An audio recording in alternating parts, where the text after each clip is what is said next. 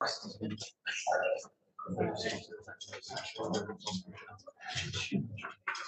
gonna get started. Can you get that? Okay, great.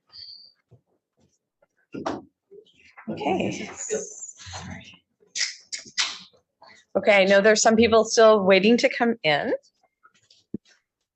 Good morning, good afternoon, everybody. So I'm Anita Palpa, I'm the head of the Providence Healthcare Department of Medicine, and it is my pleasure to once again introduce our annual Dr. Arthur Dodek Lectureship in Medical Ethics and Professionalism. And we are just delighted to have Dr. Brian Hodges from the University of Toronto and the Royal College present. So the topic is learning and caring in our hyper-technological area. And the goal after he presents is to have engagement with the audience and members who are online. So Dr. Hodges is the Executive Vice President and Chief Medical Officer at the University Health Network in Toronto. He's also a professor in the Department of Psychiatry in the Faculty of Medicine. And he's the Professor, Department of Leadership, Adult and Higher Education at the Ontario Institute for Studies in Education at the University of Toronto. He currently serves as the president of the Royal College of Physicians and Surgeons of Canada, and he's a practicing psychiatrist, a teacher, and healthcare leader. His research and his writing do focus on assessment, competence, compassion, and the future of the health professions. He is a thought leader in the future of healthcare and education, where he's an advocate for balancing emerging strategies for how we can integrate current and future artificial intelligence technologies into medicine writ large, and how we can use them to teach effectively. So I'll stop there and welcome him to the podium and look forward to hearing his presentation. Thank you, Dr. Hodges. Awesome. Thank you so much, Anita. I'm going to stand. Yes, right? Is this good? And everybody can hear me? I see you got a great croissant. I hope you I certainly came for the croissant. I hope I'll give you something else to take away. It's a huge pleasure to be here. First of all, I'm pretty busy with some of the things I do, but I would do anything for Rose Hatala and Anita Palapoo. So that's why I'm here to start with. But I wanted to just, very quickly personalize it and say, St. Paul's has a deep meaning for me. So in the 80s, when I was a gay kid growing up in a small town, figuring out how to be a medical student in the AIDS crisis, St. Paul's was a beacon of compassion all the way from here to where I was in Ontario. And I've always wanted to come back, and I've never been here. So even it's all these years later, but it's a little bit of a debt of gratitude that I'm repaying by being here. And so I do thank you for what you do here. And when I saw Barry Chan's masterful medical grand rounds this morning, thanks for inviting me, I realized nothing's changed here. You're still foregrounding the patient and who they are. And Barry Kassem's excellent questions reminded me of medical school of Queens in the 80s in a good way. So thank you. So what am I doing today? I'm going to figure out all these technologies, and I think this is, yes, there we go. There's nothing better than to give a named lecture for a wonderful superstar. And I'm wondering if Dr. Dodek is right here. Sir, it's an honor to be here and present a lecture in your name. I read your CV. It took me a long time to. Yeah, you just throw it down the stairs. Throw it down the stairs. Yeah. Medical education is built on the shoulders of people who deeply care about what they do, and who teach, and who embed the humanity in their work. And it's a small token to name a lecture after someone who's given their whole life to this, but thank you for that. And it's my honor to be here giving your named lecture. I was part of a book here, and I'm not supposed to flog things. I only wrote a small part of this book, actually, just the intro. But I do think it's a pretty good introduction of what we're going to talk about today. It's a little bit of an oddity to put technology and compassion together in the same breath. And that's what I want to talk to you about. I want to say that I'm not a techie kind of a person, and maybe that's the advantage, because I want to demystify a little bit. There's unbelievable blah, blah, blah and hyperbole about technology, especially AI these days. And so I'm coming from a place of So what? What is the relevance to us as busy day-to-day clinicians, teachers? How do we take it on board? And I do think some of the chapters in this book might help you with this, particularly the second chapter by David Wilger and Gillian Strudwick that talks about compassionate technology, which I will draw on. So there's some ideas in here that build on this. Simple learning objectives for today. What are the impacts of some of the new technologies that are emerging? And what adaptations might we have to make as teachers and learners? And we're all teachers. So do we have any medical students here? Fantastic. Thank you for coming. You're teachers. You teach your patients about their health. You teach each other. Residents, the residents here. You're teaching the medical students. Fellows. Yeah, no. In Toronto, there's always like thousands of fellows. They run the system. Faculty members, teachers. Any non-physicians, other health professions? Okay, mostly medical. So let me start with what is technology? It's interesting, we toss the word around, but we don't actually define it. My definition is very simple. It's anything. With this pleasant lady that he completed. Somebody is maybe not muted. Done 5 days after I ordered it, so I'm very happy with the timing. Wow, that's a fantastic illustration of my point. Does anyone have any idea what that is? Multiple. Excuse me. Hello. Could you mute? I think you might be able to mute everyone on the main Zoom computer in the lecture hall. Period. There is one that is at least moderate in severity between 50 to 70%. Fortunately, it is localized in distant circles like distance. And I believe this is responsible, this lesion is responsible for positive thermal. Don't be sorry, this is a great case study on what I'm talking about. The best course of action would be to keep the patient on statin, and I selected rosuvastatin 10 milligrams daily to lower her LDL about 50%, to slow or stop the disease, period. I will... Bit of a personal health information problem too, privacy. To review the results. Thank you for asking me to see her. Sincerely yours. Hello? Okay, we're good. We're good? All of the audience is muted at the moment, so we'll need to switch that if we want. Okay. That's okay. Bravo. You know, you just saved me 5 slides, honestly. So that's actually, let's just use that. Let's use just-in-time education. So my definition of technology is something that amplifies or helps us with a human capacity. And what that person is doing is using a technology to make his work possible. Yeah. But it also illustrates all the foibles and problems of technology, that in the process of helping us, it can also distort what we're trying to do. So these are just a list of the first few are obvious to us. I'm using a microphone. I couldn't broadcast to you, let alone the people in another room. For vision, I'm wearing glasses. You know, we're used to modifying and amplifying our own human capacities. A surgeon couldn't work with their fingers. Imagine if they were sticking their little fingers into, you know, the neurosurgeon into your brain. So all that artificial intelligence really is as a technology is a cognitive enhancer. And all that virtual platforms like Zoom and Teams are is a relationship enhancer. Okay, that's my definition of technology. But every technology can distort and impede the very human capacities it's trying to extend. The static and hiss that's happening right now with my microphone from time to time. I get help from my glasses, but I also get rings and rays and stuff. And if you use visual optics in the OR for, you know all about this. Instruments in surgery, they're great, but they can also rupture and lacerate. So we can think about AI and we can think about virtual this way, which is AI can help extend human cognition, but it can wickedly distort it with biases. And virtual technologies like the one that was illustrated here can definitely enhance our communication and our relationship building. If we'd found no way to turn him off, it would seriously impede my ability to communicate with you. And perhaps I'm interfering with him. I don't know. So this is the basis on which, this is the theoretical foundation for my whole talk. And so now I want to make it really simple and just break it down for each of you. And I'm going to talk about 6 competencies that I think are enormously affected by the newer technologies that are emerging.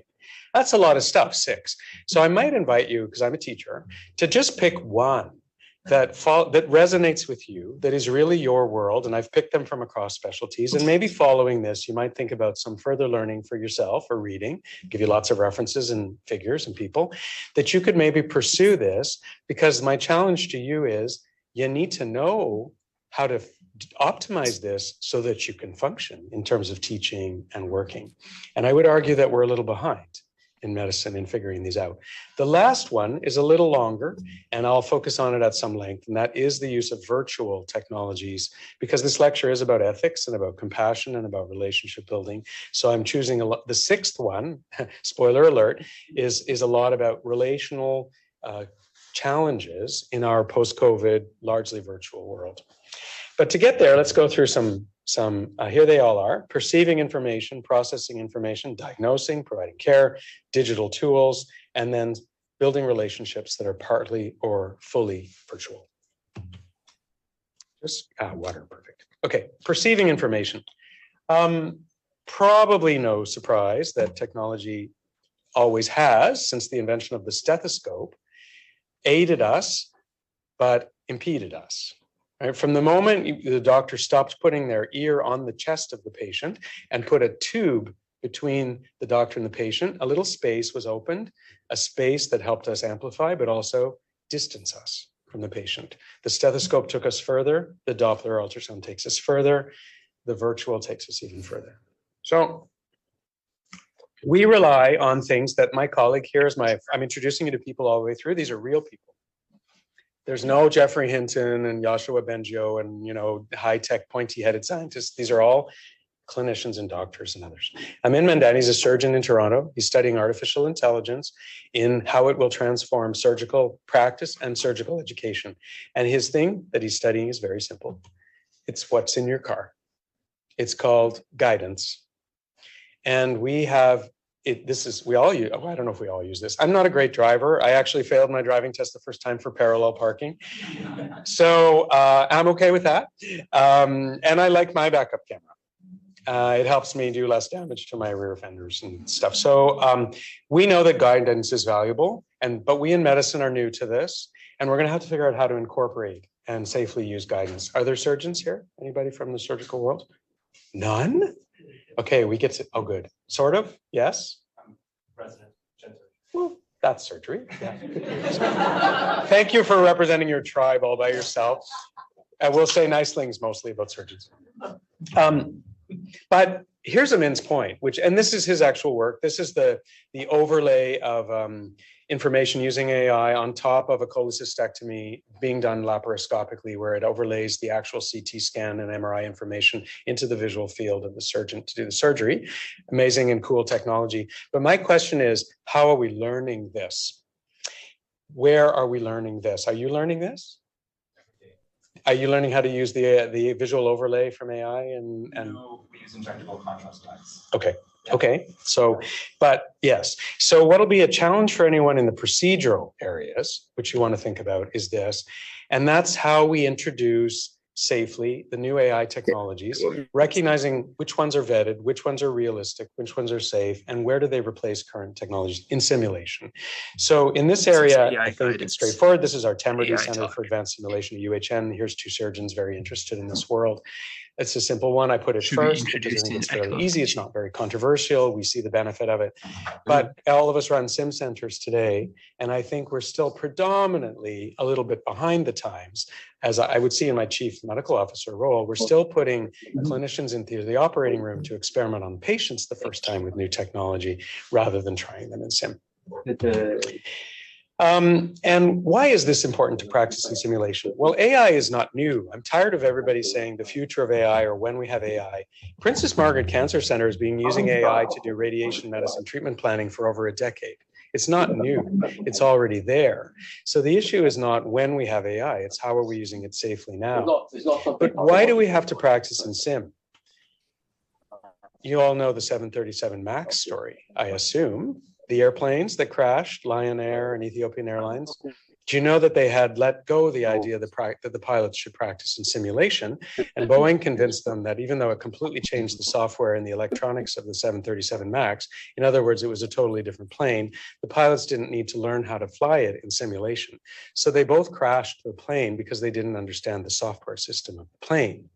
Turns out that the only airline in the world that was using simulation was Air Canada. And this is the CAE Air Canada simulator. So following the crash of the Boeing 737 MAXs, every other pilot in the universe wanted to come to Canada or use our simulators. So good for us, but a cautionary tale, because years earlier in the cancer world, the Therac 25 burned to death 7 people because it had this software glitch. And nobody noticed this after the first patient, and they kept burning people to death with this software-driven glitch in the Therac.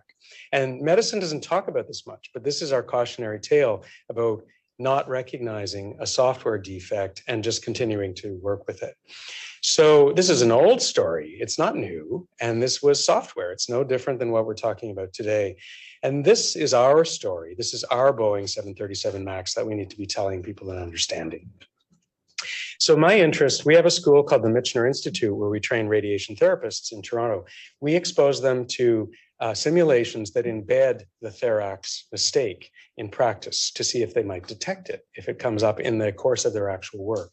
So I think in terms of learning science, we need to embed gotchas into our training so that each of us can experience an AI-driven system that fails or gives us a completely erroneous diagnosis, so that we know how to think about that and we have a hypervigilance to recognize it. Okay, so that's perceiving information. Already that could fill your whole life with the future of technology. Let's go to processing information now.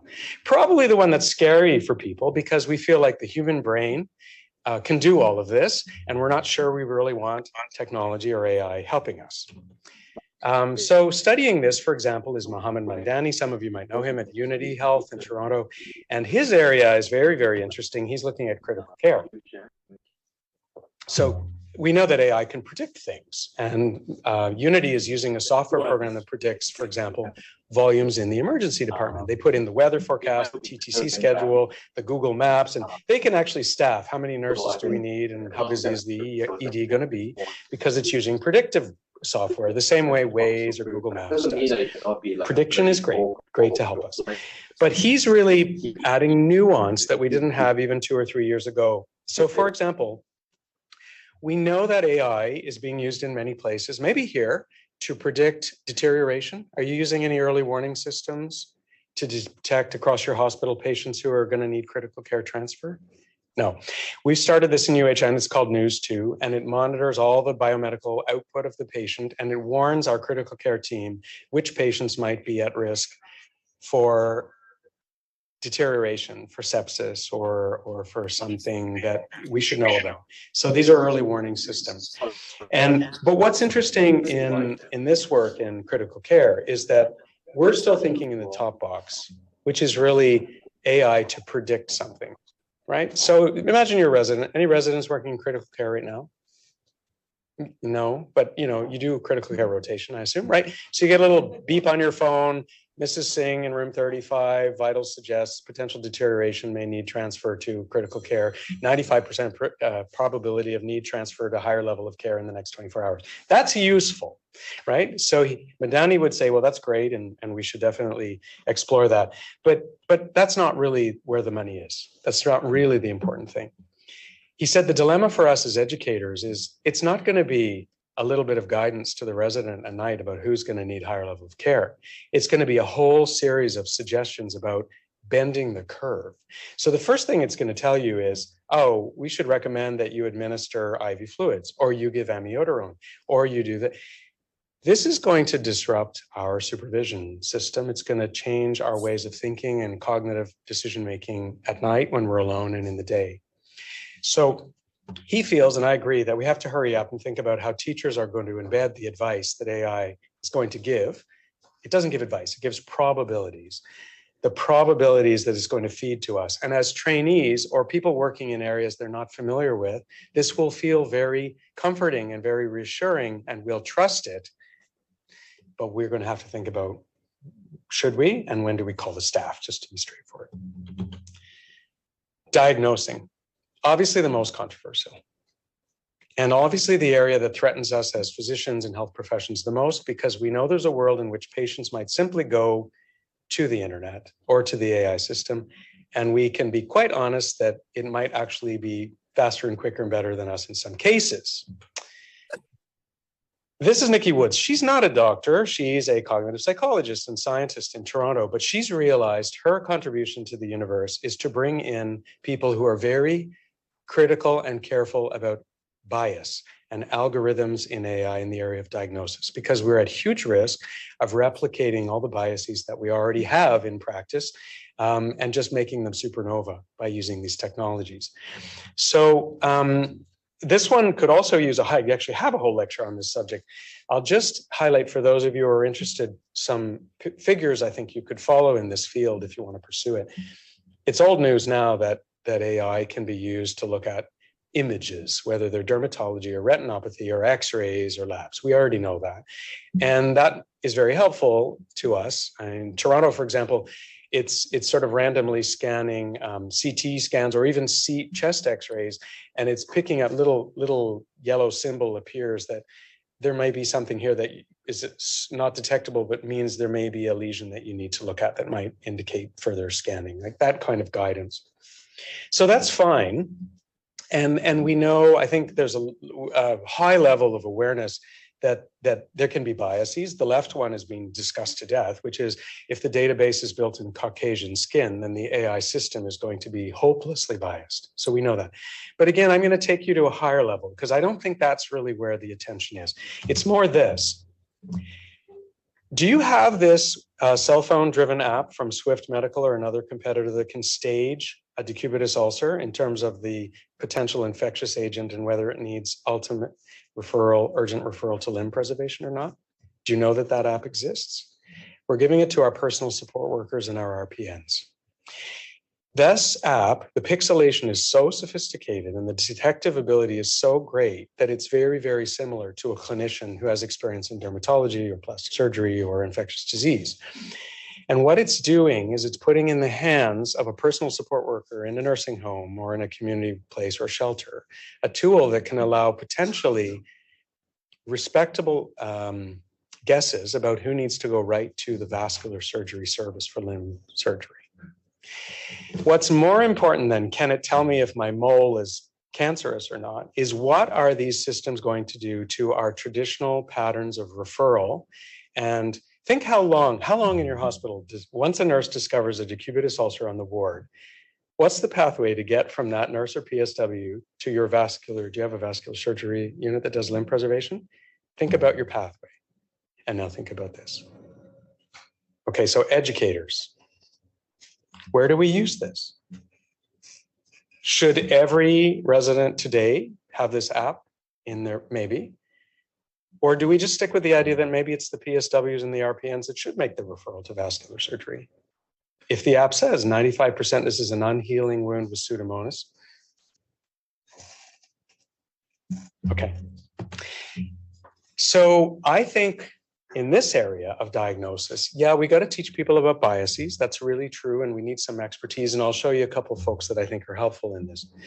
But on the wards, I think what we have to think about is how are we incorporating AI-driven tools to do the work that we already do and at what stage and in which ways. If you want to follow this area, we have a series in Toronto called The Future of Work. And this is where Nikki comes into it. And every 6 months or so, we bring in an expert. And the last two were fascinating. The first one was a woman called Ruha Benjamin, who's from Princeton. Her book is called Race After Technology. And she shows how, on the surface of it, scientific developments are objective, but in fact, easily embed all kinds of biases. And her book started, her first research was on genetics. Genetic DNA screening technology sounds very objective, not so much. She's now shifting her attention to AI and algorithms and how we can think through preventing some of the nefarious consequences. And the second was Marzia Gazemi, who used to be in Toronto. She trained in the same lab that the team that invented AI came from.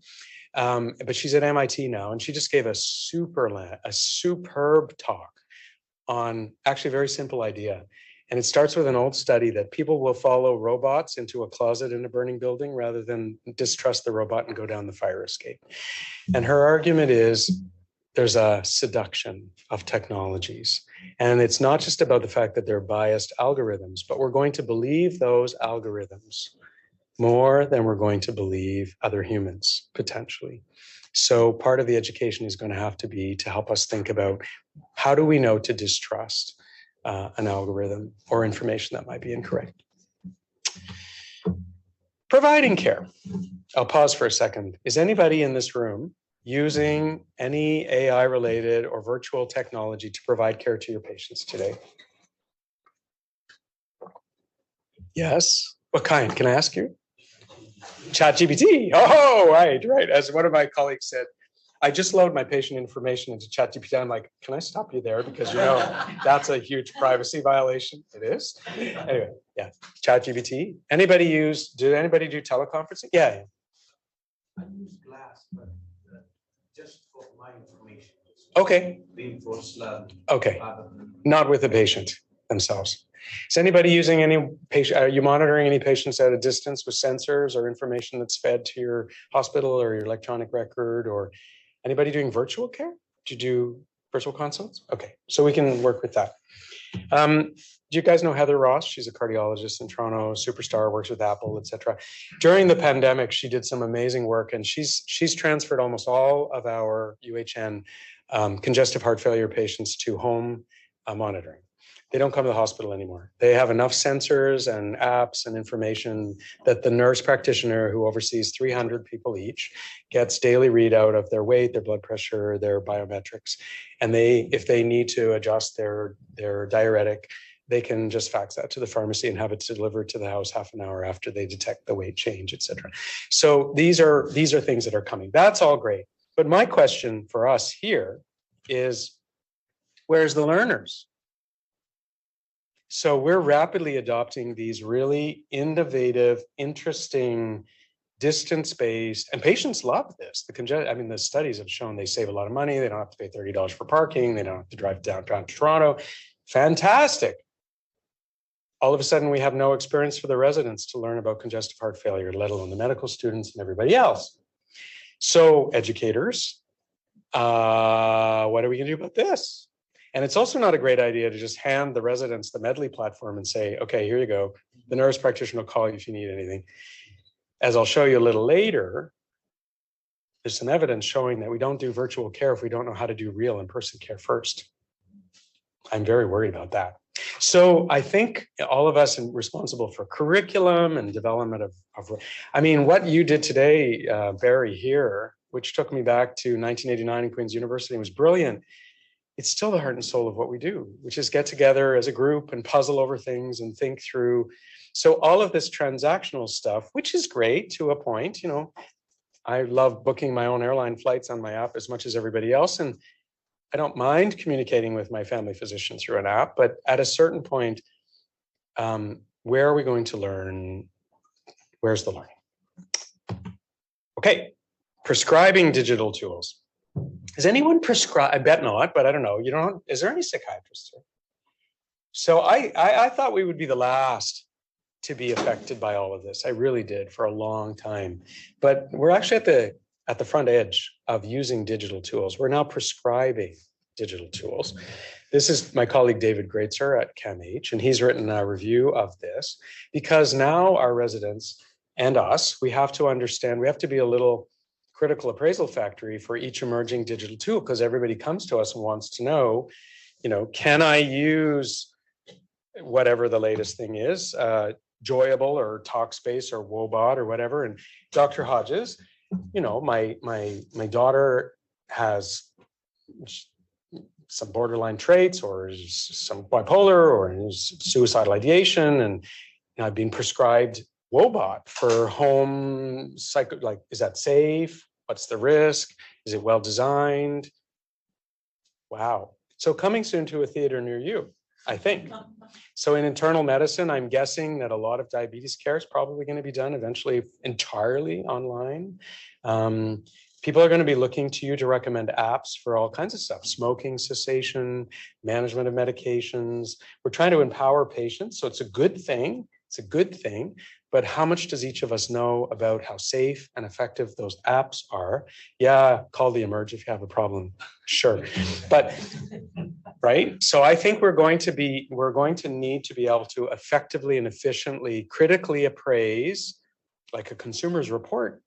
I hear the Mayo Clinic is thinking about releasing a rating system of digital health apps for all of us, which would be fantastic. So they could go through some kind of peer review and some kind of rating, and then we could go in and maybe even refer people to a repository, and you could find the highest rated apps. We're not talking Google App Store here, not popularity. We need to put them through a medical filter.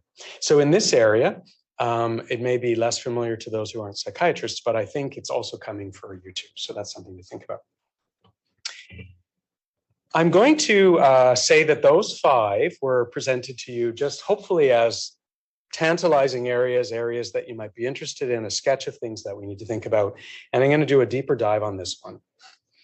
I chose this one partly because of why this lecture exists, partly because of my deep commitment to compassion and relations, and partly because I think we have we're sleepwalking into this technology with very little awareness of what I think may include some very serious side effects.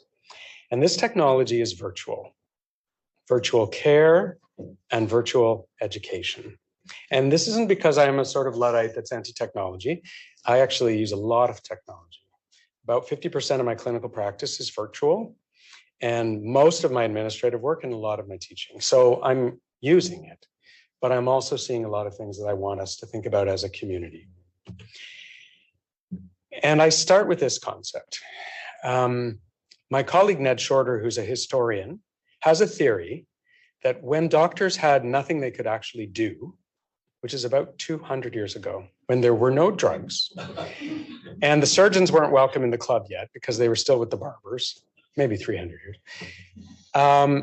We had very few therapeutic agents. If you almost go back just to Downton Abbey, right? That lovely guy he didn't do anything, but they went to your house and Ned Shorter's view is that prior to us having any therapeutically effective approaches, we used the relationship for healing.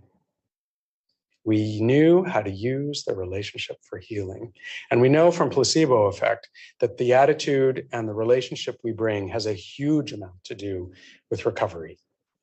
We know in breast cancer that the relation that women have during that journey with their healthcare team and with people after is one of the top determinants of outcome from breast cancer. We know that the number 1 determinant of survival after an MI is the absence of depression. And we know that one of the main causes of depression is social isolation in people that don't have a history of it. So I think what we have to really focus on in the virtual world is human presence. Back to my first slide. This is helping me see. I know what the human eye does, and I know that mine aren't that great, and this helps me. So as a psychiatrist or any clinician, I know that I have the capacity to have human presence. I can sit with you. We just sat together. We hugged. I came to your rounds. We know that our human presence does something. And when we're with a patient, we know it really does something. So my question is, like the glasses, is the technology enhancing my presence or interfering with it? Okay. So this is Alika Lafontaine. He was recently the president of the Canadian Medical Association. He's an Indigenous physician in Saskatchewan. He was on Royal College Council with me. He's a lovely guy. He's a pediatrician. He and I did a podcast together. So this is a resource for people that are new to this area. I might suggest you listen to this podcast. It's the AMS podcast. It's Alika and I debating about whether it's possible to have compassion at a distance. For Indigenous people, this is very important because a lot of the health services that are arising for Indigenous people are virtual. And the answer is yes, but with lots of conditions. And I think what's important for us is to understand what are those conditions. When is virtual care equivalent or better? And when is it much worse? Because if we just offer a whole second-class set of care to a population that has had second-class care forever, that's not great. So I recommend that you hear Alika more than me. But this is where I talk about sleepwalking. In the pandemic, all of us went virtual overnight. In UHN, 1 million outpatient visits a year, we went 87% virtual in 3 weeks. We're about 48% virtual at UHN still. And some of it has come down further than it might because of the billing codes in Ontario. So we're doing a lot of virtual still, 500,000 visits a year. And a lot of education went virtual. And for the learners here who are in the PTSD, you were traumatized by the pandemic. I really think so. And we're going to come to why. A lot of people, my niece and nephew at university, had like a crappy experience. They were like in prison, trapped in their residence room doing virtual education at university when they should have been partying and meeting people and having sex and, you know, all the stuff you do in university, drinking, or I don't know what you do in university, but, you know, like the bonding social things, they didn't have any of that. So we went into, and there was good reasons for it, and it kept the wheels on the bus. But now there's no excuse for us not thinking about this anymore. We now need to look at it with the same critical lens we do everything else. There's a group in Toronto, and I would encourage you to follow their work. They're just about to publish this, I think. This is a group at Sick Kids, the Wilson Center, which is our research institute, the Institute for Education at UHN, and actually CAMH is participating too.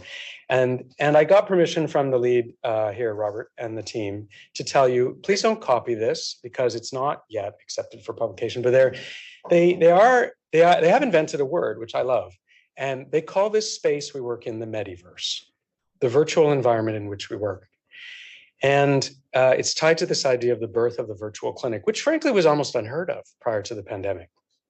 So I'm going to share a little bit. They kindly shared some of their preliminary research results. Some of it will just be totally intuitive and some of it, but I think some of it will crystallize for you things that you might see or feel, but didn't realize where it was a thing that we need to be concerned about. The premise is that almost everyone so far has been looking at virtual just as a tool. So there's a lot of how-to. When should you use it? How should you use it? What should it cost? Hospital administrators, of which I'm sort of one, are very obsessed with this. How much does a live clinic cost versus, do you have offices anymore, or do you just get rid of them in your new hospital? Nudge, nudge, so, right, let's just all be virtual. This research team has said, you know what? We're psychologists and sociologists and anthropologists and educators, and we think there's a whole lot of other things going on. And those are changes in communication style, memory formation, the role of context, human presence, patient-clinician power relations, and the meaning of being a professional itself may be shifting. If even one of these things is true, it's urgent that we understand what's going on in this environment. And I feel this myself in my own practice. So they've called it a Mediverse, and they're using it to describe this new and distinct clinical space that's produced, where the rules, interactions, contours, and conditions of being are quite different from a physical clinic. This space is distributed. The physical body of both the clinician and the patient are largely erased, interestingly, and context is either much less present or obscured or hidden, blur, or fake background. That is not nothing. That is not just a casual difference.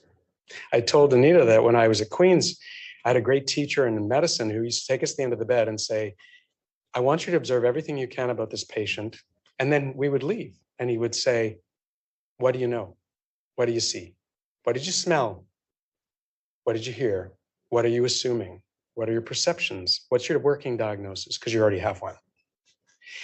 Try that in virtual. Lots of your senses are cut off. There's no smell, for example, which actually is relatively important. Psychiatry is really important. I can smell someone that's living on the street. It's not just smelling urine and diabetes. Like, we use smell. There's energy. You feel things. There's right. Okay. So one of their observations in their early research is that, and we shouldn't ignore the positives. I'm not here to demonize virtual at all. Definitely patients value it. And just like Heather's work in congestive heart failure, they do tell us how bad we were before, that we're really not patient-centered, that we made them go through all kinds of stuff, waiting and driving and clinics and go here and go there and take this requisition. And sorry, we don't have your chart because you went to VGH instead, and whatever, and good luck. And here's a referral maybe, and we might not call you back, or press 1 for help and 2 to disconnect yourself because there's no help. But being present, and I mean present in the way of what I talked about, the human present, is an issue. It's an issue for the patient, with us being present, and it's an issue for us, with the patient being present. First of all, and some of you are probably doing it, actually very few of you are, I have a detector now for multitasking, especially when I'm teaching, and it's okay, I'm not against it, I multitask. But multitasking, one thing that is clear is the cognitive literature. There's no such thing as effectively doing things simultaneously. It's divided attention. You only have one capacity for attention, and when you multitask, you divide it. So if you're doing 3 things, you're giving 1/3 of your attention to it. It looks like in the early research that there are memory retention problems in virtual clinics. The doctors and patients don't remember each other the same way they do live. For clinicians, there's some good. It does have this effect of increasing the focus on the patient for the doctor, less distraction, people aren't running in and out. Depends on the specialty and how your clinic is organized, but it may provide a tighter one-to-one connection. That could be helpful. It could also be unsettling for some people. But people are much more informal. So there are lots of case studies in this work. The patient that you get online that's in their pajamas or that's doing the consult while they're in the line for the bank machine. Or the patient that reports that their doctor is in their pajamas or driving their car or in the line for their bank machine. Okay. And quote from one of the participants who said, when I sit at my computer, this was, I think was a cardiologist, and I've done 40 consults in a row, I start to feel more like a telemarketer than a physician. So something important here. Now let's get to the learners, because this is about education, and this is, we'll pull the train into the station here. So there are some positives for sure. It does look like learners, especially a generation that's very computer savvy, some of that does translate to the virtual world. There's a greater comfort. Comes from gaming, comes from apps, comes from social media. That's a good thing. So some of the struggles maybe for those of us that didn't have that before, teachers may struggle more in this virtual environment. And it also does look, from a cognitive point of view, like there are some very important cognitive and critical thinking skills engaged in learning in the virtual world. So that's good.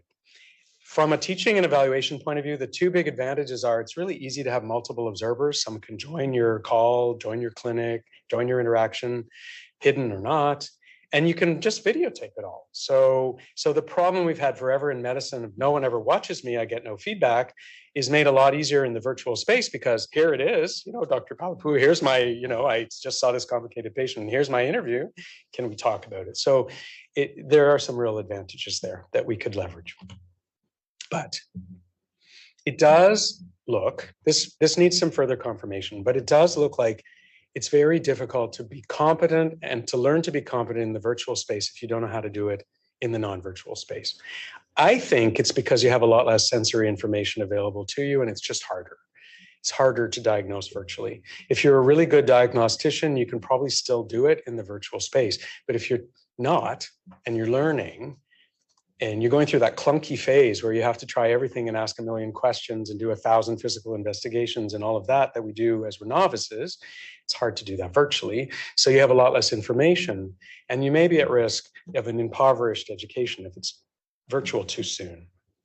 And I mentioned already this worrying trend that there may be memory formation issues and there's almost no context available to people when you have a fake background or you have a blurred background or something. So questions you were asking in rounds about the person's home, well, chances are you don't even see anything about the person's home. So you can ask them, but you've lost the context. In a patient's room, even when you say, you're going to say to me, well, the hospital is decontextualized. Not really. I go to a patient's room and it's got cards from the family and it has stuffed animals and there's, mom or dad is sitting there and there's stuff, there's context, which is all stripped away in virtual. And my concern as a psychiatrist, we know we have a crisis in burnout. So I actually do now believe, and I will put myself on record to say that I think virtual is one of the causes of burnout. And I think we have to face that, and we have to think about how that is and why, and how we can change the way we use virtual tools so they don't lead to burnout. This is a quote from the researchers. Moving into the virtual space seems to be erasing the moments of transition between places, between meetings, between types of work. And losing this has effects. Entering into a virtually created space can erase awareness of the context and the differences that people get from being there. Because in virtual, there's no there. The normalization of virtual care technologies, and with it, AI and everything that will layer into this, because that will all follow and is following, is the birth of a new ephemeral clinical space, which this group is calling the metaverse.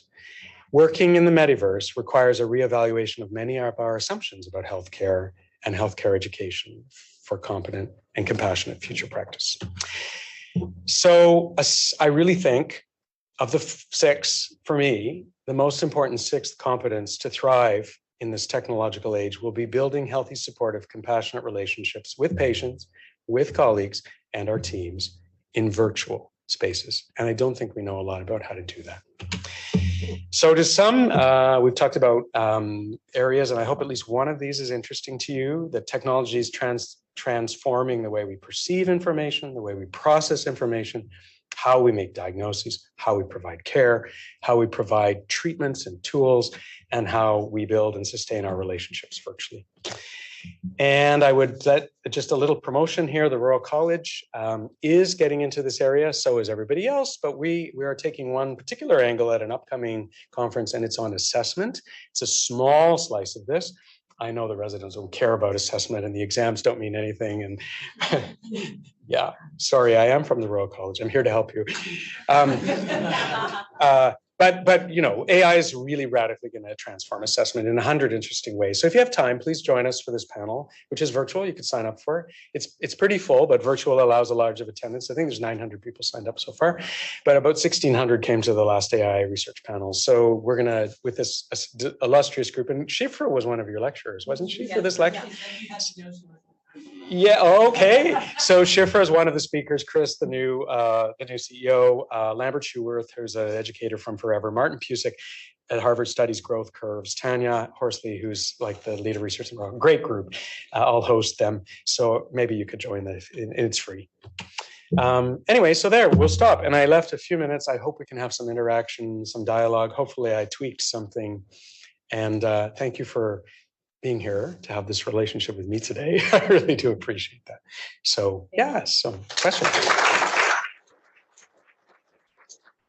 We need to unmute all those people who are in cyberspace joining us today, right? I gotcha.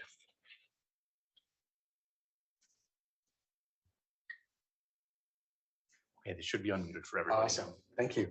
Yeah, so comments, pushback, anything. Did I stimulate anything at all? Was this useful? Yeah. Yeah. Maybe if when you talk to me, because I'm a psychiatrist, I'd love to know something about you. Like, what do you do? Who are you? What kind of, yeah. Thank you very much for that. I'm in MSI4 right now, rotating through CTU. Okay. I wanted your opinion on secondary benefit from AI, specifically in the setting of ChatGPT. I know ChatGPT is just like one very small aspect of AI, but my experience with using it recently for the purpose of literature search was quite alarming. I was having some trouble on Google and on PubMed with finding articles for a question that I had. So I went to ChatGPT. I thought that I gave it pretty reasonable parameters. I tried to say I'm a scientist or I'm a physician. I have this question. I was concerned because it gave me 3 resources, and the 3 resources were really promising. I felt like I was about to get my answer, And it gave me titles, it gave me dates, and it gave me journal, like journal origins. Yeah. But none of the 3 articles existed when I tried to look them up. Yeah. When I tried to double down and say, you lied to me, I need real articles and give me the links. It created false links and sent me to completely different articles. And this had happened on multiple occasions. And I think it was just a little bit concerning because I couldn't understand why it was doing that. And eventually it got to the point where it admitted that it doesn't have internet access. So how could it provide me with those articles? Like I can go do my own literature search. But I think I just had a difficult time with wrapping my head around why it did that in the first place. So although I'm not a computer scientist, your question is one of the most pertinent ones, and I hope you'll pursue this. Couple thoughts. First of all, the why question I can answer. We have, because of the high stakes nature of this, we have appointed a chief AI scientist to our hospital executive. And so I ask him these questions all the time. He actually, by the way, asks me questions about pedagogy all the time because he teaches computer science students. If we have time, I'll share one of his ideas. But Bo Wang is his name. And he trained with the Jeffrey Hinton group, so super smart guy. So he reminds us that all that AI does is probabilities. If we go back, there's a bit of a trigger warning with the story I'm about to tell you. It's not it's well known. It's in, I think it's in Safia Moji's book, which is called Algorithms of Oppression. She did a study where she Googled 2 phrases, Black women are and white women are. And Black women are turned up a lot of pornography and white women are turned up a lot of preppy women. And the book takes a whole chapter to describe how that is and why the algorithm does that. Because what it's doing is it's pulling on the most likely thing that somebody who did a search found. So the answer to your question is it's doing a probability. It's putting together, it's not answering your question. When you give AI a word, it tries to say what's the most likely next word. And it's based on tons and tons of information in the entire World Wide Web. So where the bias comes in my example, which is horrible, and I apologize to use the example, but I think it's important that you understand. And in fact, Google was very upset by this and spent time working on its algorithms to see if it could, because algorithms can be tweaked and changed so that it wouldn't do that. It no longer does that. If you try that experiment, it doesn't do that. But that means this is this whole subject of manipulating the databases to which it goes. I will tell you, I was at a very interesting talk. So when Marzia presented, Elsevier, now this is a little, I have to be really careful with this. It's a little bit like saying, I'm from Pfizer and I'm here to help you. Elsevier owns most of the journals. So, but that's the caution.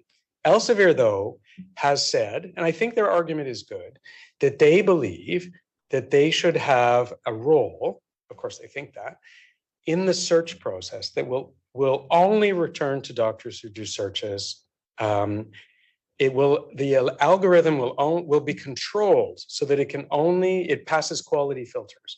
It can only pull real articles from real journals. Now, of course, they're going to probably want to direct you to Elsevier journals. So that'll be an issue of proprietariness. But he made the same point, and he said, if you're just using ChatGPT to pull, the medical journal world is tiny in the world of what AI is pulling from. So all the conspiracy theory stuff, anything that's ever posted, like, oh, help us look up vaccine or something. And what's the chance of you getting to that needle in a haystack actual review article that you want? So that's my answer to the why, is it's just looking at everything. It's looking at junk. I think the other thing that we need to understand is, I know that these are called hallucinations sometimes. It bothers me a bit as a psychiatrist because a hallucination is a distortion of something because someone is unwell. The brain is misinterpreting. AI is not misinterpreting. That's what it's designed to do. It's actually doing what it's designed to do, which is it's doing a probability. So the next generation of generative AI, if it's going to be useful to us in medicine, it can't just be the open internet. It's just pulling from garbage. It's a cesspool of stuff. So I think your experience is not just a little concerning. I mean, I think it's very concerning. Our Bo, built us a system in UHN for using ambient listening, where you use AI to record to speed up things in your note writing. Oh, so we do this, and we're starting with nursing, and we're starting with medicine now, where you can just turn it on and it records the session and then makes a note for you. But Bo's innovation, which I think was really cool, was he never connected it to the internet. It doesn't draw on the internet, only draws on the UHN database, which I think is interesting. He circumvented all the privacy things like quickly, and it's drawing from a linguistic world, which is all UHN patient charts and UHN information and names and stuff. So it's producing decent stuff for us. I don't think it probably could do what you want, because there's not enough in the UHN environment to answer your questions. But if we hooked it to, I don't know, the national category of, what about PubMed, or how did we used to search? Like, could PubMed produce a generative AI interface for us so we could go to PubMed and it would be a lot less clunky? Anyway, that was a super long answer to your really short question. Did it get to the heart of what you wanted to know? Please pursue this, because and where you are in your training, I worry that it's too easy for people to just chat GPT stuff. And think of the implications of that for patients and for learning if it's just fake. Brian, you have two more questions, Ian McCormick and Alex. So Okay. Ian, you go next. Ian, thanks for joining virtually. Oh, no problem. Thanks for having me. I'm Ian McCormick, one of the general internal medicine doctors. I've always been taken by your 2006 article, Medical Education and the Maintenance of Incompetence. Oh yeah. And just the idea that our prevalent discourses generate, privileged actions that are, good, but also kind of a shadow side of incompetence that's sort of downplayed. And I'm curious what you see as the hidden incompetence of the Mediverse. What kinds of things are we going to stumble into thinking we're doing a great job, but we're actually going to be really crummy about new space and this new relational? Thank you for that. God, someone reads my writing. Thank you. Wonderful. Thank you. Yeah, that was a provocative paper. The argument was that everything in the world, not just drugs, has positive and unintended consequences. Every educational intervention has positive effects and possible unintended. I mean, I've argued that, checklists lead to shotgun interviewing, for example. What are the unintended consequences that might arise from our well-intended use of virtual? Well, I think I've sketched out some of them. I think we might be creating or distorting the relationships we have with each other. I take a flying leap because Anita and I were talking about this a little bit earlier, but I'm seeing a real rise of what looks like difficulty managing emotions between colleagues, yelling at each other, loss of patience with each other, or some things that I wasn't so familiar with before. And I actually wonder if we've done something to loosen the foundation of relationship, of warmth, of caring between them. So like cutting off all the social. When we first got back from the pandemic, I met one of my colleagues, very senior person that I work with almost every day. And I saw her at the elevator for the first time in person. I said, "How are you?" And she burst into tears. And I said, "Should we go to my office?" I didn't realize that her husband had left her, her father had died, and one of her children was sick. And I'm like, how do I not know that? And she said, "When would I say that in a virtual meeting?" So probably we could extrapolate that to the damage it might do in learning if the students are never together and you never form the bonds, in colleagues, clinically, and then of course the patient thing. So I think that would be one. Ian, I'm going to invite you, because you asked the question so well, to go way past anything I've ever done and do a little research study. I'm looking at you here, but you're not there. You're there, aren't you? There's another example of weird virtual. You're there. Right. You know that when you're looking at the patient on your screen, you're actually breaking eye contact, because to make eye contact, you need to look at the camera. Anyway, so but somebody should do that work. I think it's a really great frame. And if you jumped off the idea of it, medical education generating incompetence through the misuse of technology, I would love that idea. Who's the other person? Alex. Hi, Alex-Henri Bergavis. I'm a neurologist in Victoria, this was a very thought-provoking talk. So thank you for coming and speaking with us. You've touched a little bit on this on your answer to the last question, but I think one of the real things is we think of ourselves as computers on legs. And in fact, a lot of our behavior, cognitive processes, et cetera, are linked to our physical being and are linked to the physical environment. And that's what there's a real, you described it, as soon as you put a stethoscope, you're breaking that link. And so I think more important in the future than ever, it's going to be to keep that physical space in medical education. And yet we're moving more and more to, well, you can just view your lectures online and you don't need to come in person. And so I don't know how we're going to reconcile that tension other than just make it explicit. And I wonder if that's going to come into some of the accreditation standards for residency programs and medical schools. Since we're kind of at the time, right, Anita? Are we? You have till 1:15. Some people might have to leave before then. Okay. Well, I'm going to do this anyway, because I started with a personal story, and you know me in a little bit. And your question for me invites me to concretize what is lost when we don't have the interpersonal. So I'll tell you a very personal story, which being here brings back. So I was at Queen's in university where I went to medical school, and I told you already it was in the AIDS crisis. So it was really difficult. And I was just, well, you know, I think me and my friends were trying to just stay alive at the time, but it was an interesting time to be a medical student. And I remember I had a close relationship with Isaac Dwash, who was one of the most compassionate internists that I'd ever had. And he knew that I was moving to Toronto in 1989. Think about that time. Well, most of you don't remember that time, but it was a dangerous time. And I remember he knew me, but we never talked about my life or anything. And he called me to his office, and he just found a way, on the basis of what he knew about me as a student, to say, you know, like, take care of yourself, and here's some people you can connect to. And I understood what he was trying to do. It makes me emotional just thinking about it. When I think about what medical school did for me, it was almost nothing about what I memorized or learned or any of that. I had 5 more years to figure all that out. It was about the relationships, and it was about caring. And then later in residency, I think it was solidified even further as we begin to take on mentors and people that we want to emulate. And so this is probably the area where I think we need to pay the most attention. Again, I want to be very careful to say I'm not advocating for stopping all virtual at all. I really like it for my patients. There's some old psychiatry literature. We started televideo and virtual quite a long time ago. We already had it when I was a resident. One of the oldest studies showed that if you do your first consultation with a patient in person, live, and you have a relationship, you can do successful virtual after that. If you've never met in person and you've never built that relationship, it's much harder to ever develop that.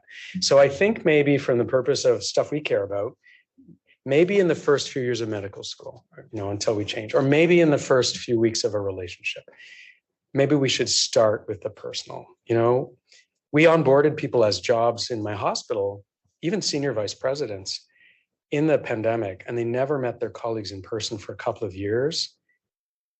It's not good. They just don't have the same relationships and the same effectiveness. So, you know, pedagogically, when we're structuring the curriculum, whether we're at the top like Royal College or whether you're just thinking about the organization of your course, I guess the thing would be, where do you build in the human moment? Where do you build in the presence? Some of it can be done socially, I think, actually. But I'm not sure all of it can be done socially. What I saw you doing, and I hope you don't mind, I'm going on and on about your rounds, but it was very nostalgic for me, but it was quite brilliant. And, you know, the way, like, let's even just talk about Socratic questioning, trying to draw people out. I would wager that following the rounds you did this morning, I don't pick on anybody, but you have a really good sense of where everyone in that room is. Who's on top of stuff? Who should you take aside in the hall and say, you probably could do a little more reading on this area? Who maybe never caught your eye in the room or looked distracted, or maybe was even a bit tearful or something? You know, like, how are people? How are we as humans? And I think that's the purpose of education. So how do we build in those moments? Maybe. Alex, did I answer your question at all? Did we get anywhere near what you care about? That's great. Yeah, thank you so much. Okay. Yeah. Thanks very much for this presentation. I'm Peter Dodek. I'm his nephew. And I actually thought it was you when I first looked at you, because there's actually a pretty strong family resemblance. and I worked here for about 36 years before I retired. But I have an interest in all these things you mentioned. So you mentioned, you've spoken mostly about AI as the tool and considering those competencies. Yeah. I'm just curious if you have some comments on something that's been here for maybe a little bit longer, and that is the electronic health record. And those 6 competencies. You don't have to speak about all 6, but we've heard a lot about that, the effects of the electronic health record on burnout and some other human factors. I'm curious to know about the effects of the electronic health record on those competencies, if you care to comment. Thank you. And opportunities for improvement. Probably an awesome section for you not to tell anybody what I say here. I just installed the Epic system at UHN. Well, psychiatry was the last department to go off paper in my hospital. So I was fully charting on paper and making all my referrals on paper until just 1 year ago. So that's important context for you to know. A few things. Yes, everything has side effects and advantages. There's definite advantages for us to have integrated electronic systems to get information. If I'm on call at night and I have a patient who is a mystery to me, and I can go in Connecting Ontario, and my ability to access information absolutely helps with care. It absolutely helps me know the person. I'm glad that that's there. My research colleagues would say there's real gains happening in research because we have larger sets of data. That said, there are times when I feel like I'm trying to use a Commodore 64. Even the companies will tell you, most of the electronic patient record platforms are built layers and layers and layers of old technology, and they're not pleasant to work with. They're clunky. I mean, it's a fight for many of us to interface with them. I'm optimistic that it's just a stage in the journey of the efficacy of that technology. And if we look at the history of software in general, I often think back to how I used to interface with my computer to make slides. And you look at the evolution of a PowerPoint. So I feel optimistic that the companies will continue to try to evolve them. That said, one of the main side effects I see is the study. I've been reading the studies. Our well-being lead, Dr. Louise Harris, some of you might know she's a cardiologist. She's our lead for well-being, has been leading me through the studies on the links between burnout and EPRs, electronic patient records, and what are the reasons? What are the reasons? And although you're right, I could probably go through all the same list, and that would be a really interesting exercise to do. I would say it kind of clusters in 3 areas. One area that we don't like to talk about is our actual cognitive ability in electronic systems. It's known that when you install an electronic patient record, a subset of physicians cognitively struggles with it, not only older people, some older, some neurodiverse, some with different, and paper may actually be better for some people. I think I might even have a little bit of that. I don't know, I'm not sure. But so there's that group. The second thing is the group at Stanford, which is very advanced in looking at well-being, has got a pretty robust indicator, which is called time to chart closure. And there's a really strong correlation between how long you keep your chart open and your own well-being and burnout. And it does look like, and I don't know if this is a combination of personality, workplace organization, clinical volume, but if you basically, it's the equivalent of having a whole bunch of paper charts piling up in your office that you never finish. Some of us might remember that. So there's definitely a problem for a fair chunk of clinicians that they're having trouble completing their notes and closing their charts. And then the other thing is just the sheer amount of clicks and information and just time. And I know that even for very tech savvy young, I'm looking over here because this is kind of the younger wing and sort of older wing. This wing, it's less irritating. And we actually use residents to do our at the elbow support during the installation of Epic, because some of the, this is superb. And so there was this moving time when a PGY1 internal medicine resident was helping a 70-year-old vascular surgeon figure out, how to work through his pain of trying to use this system. So I think the third issue is just is it designed? Is its interface useful? So I think it's a mediocre technology that has great potential. That the human interface isn't particularly good. I only know one electronic patient record called Epic. So I don't know if the competitors are better. I know that years ago I got rid of my PC and threw it away because Apple had a much better interface. So I would have to think the market will differentiate and that there will be vendors that come along and some will be more attractive. I've always hoped Apple would make a electronic patient record, but they were in our office last week and I asked them and they said, we have no intention of getting into this space. So I'm talking a lot. What's behind your question? What do you think and hope related to EPRs? Well, I mean, my question is really about, have we assessed these other competencies? You know, we read a lot about burnout and the things you mentioned in the group in Stanford on wellness. But I'm just curious to know whether there's other important outcomes that should be measured to help drive those improvements you're talking about. And I mean, the problem that I've seen is that the design in the first place didn't think ahead about a lot of these issues.